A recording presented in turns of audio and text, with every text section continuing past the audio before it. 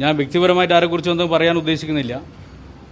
പക്ഷേ ഇത്തരം അഭിപ്രായം പറയുന്നവരുടെ മുൻ തലമുറയിൽപ്പെട്ട തലമുതിർന്ന നേതാക്കളുണ്ട്. ആ നേതാക്കൾ രാഷ്ട്രീയ എതിരാളികളോട് കാണിച്ചിരുന്ന പരസ്പര ബഹുമാനം എന്തായിരുന്നു എന്നുള്ളത് സ്വയം പഠിക്കുന്നത് നല്ലതായിരിക്കും. പരസ്പര ബഹുമാനത്തോടെയാണ് കാര്യങ്ങൾ കൈകാര്യം ചെയ്യേണ്ടത്. അധിക്ഷേപിക്കുന്ന രാഷ്ട്രീയം പ്രാകൃതമാണ്, വിദ്വേഷത്തിൻ്റെ രാഷ്ട്രീയമാണത്.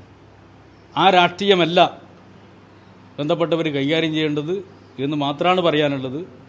അങ്ങേയറ്റ പ്രതിഷേധാർഹമായ വിധത്തിലാണ് അനാവശ്യമായിട്ടുള്ള വിവാദങ്ങൾ ഉണ്ടാക്കിയത് എന്നാണ് എനിക്ക് പറയാനുള്ളത്. കെ മുരളീധരൻ പറഞ്ഞത് പിണറായിയുടെ പാദസേവ ചെയ്യുന്ന മഹതി എന്നുള്ള രീതിയിലാണ് കെ മുരളീധരൻ്റെ ഒരു പ്രസ്താവന. ഒരു IAS കാര്യമാണ് പാദസേവ ചെയ്യുന്ന മഹതി എന്നാണ് പറഞ്ഞത്. അല്ല, ഞാനത് ആദ്യം തന്നെ പറഞ്ഞല്ലോ. ഞാൻ പറഞ്ഞത് വ്യക്തമാണ്.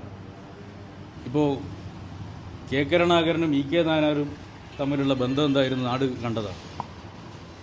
ശക്തമായിട്ടുള്ള രാഷ്ട്രീയ അഭിപ്രായ വ്യത്യാസങ്ങൾ നിലനിൽക്കുമ്പോഴും പരസ്പര ബഹുമാനവും പരസ്പര ബന്ധവും സൗഹൃദവും ഈ നേതാക്കൾ നിലനിർത്തിയിരുന്നു. അപ്പോൾ അദ്ദേഹം കെ മുരളീധരൻ ഒരു പാർലമെൻറ്റ് അംഗമാണ്.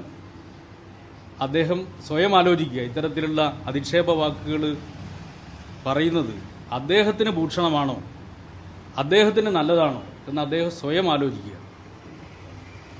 ഒരു ഉദ്യോഗസ്ഥ എന്ന് പറയുമ്പോൾ ഉദ്യോഗസ്ഥർ പ്രൊഫഷണലായിട്ടാണ്. ഇപ്പോൾ ഡോക്ടർ ദിവ്യ എസ് അയ്യർ പറഞ്ഞിട്ടുള്ള വാചകങ്ങൾ ഞാൻ കണ്ടതാണ്. ഞാൻ CPM-ൻ്റെ ജില്ലാ സെക്രട്ടറി ആയതിനെക്കുറിച്ച് എല്ലാവരും പറഞ്ഞത്.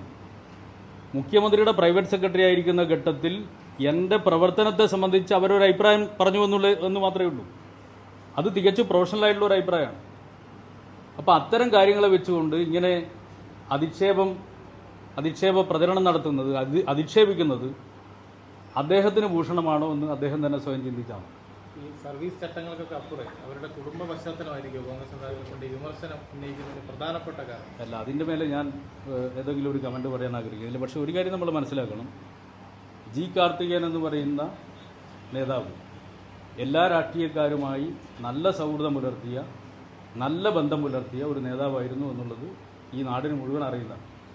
അതുകൊണ്ട് ആ ഒരു മാതൃകയാണ് നമ്മൾ ഓരോരുത്തരും പിന്തുടരേണ്ടത്. പുതിയ കോൺഗ്രസ് നേതാക്കന്മാരുൾപ്പെടെ എല്ലാവരും ആ ഒരു മാതൃകയാണ് പിന്തുടരേണ്ടത്. പിന്നെ മുഖ്യമന്ത്രിയെ സംബന്ധിച്ചിടത്തോളം എല്ലാ കാര്യങ്ങളും പ്രൊഫഷണലായിട്ടാണ് കൈകാര്യം ചെയ്തിരുന്നത്. ആ പ്രൊഫഷണലായിട്ട് കൈകാര്യം ചെയ്യുന്നതിൻ്റെ ഭാഗമായി ഓരോ ഉദ്യോഗസ്ഥർക്കും അവരുടെ കഴിവിനും ശേഷിക്കും അനുസരിച്ചുള്ള ചുമതലകളാണ് നൽകിയിട്ടുള്ളത്. ആ ചുമതലകൾ ബന്ധപ്പെട്ട ഉദ്യോഗസ്ഥർ നന്നായിട്ട് നിർവഹിച്ചിട്ടുണ്ട്. അതാണ് ഞങ്ങളുടെയൊക്കെ അനുഭവം.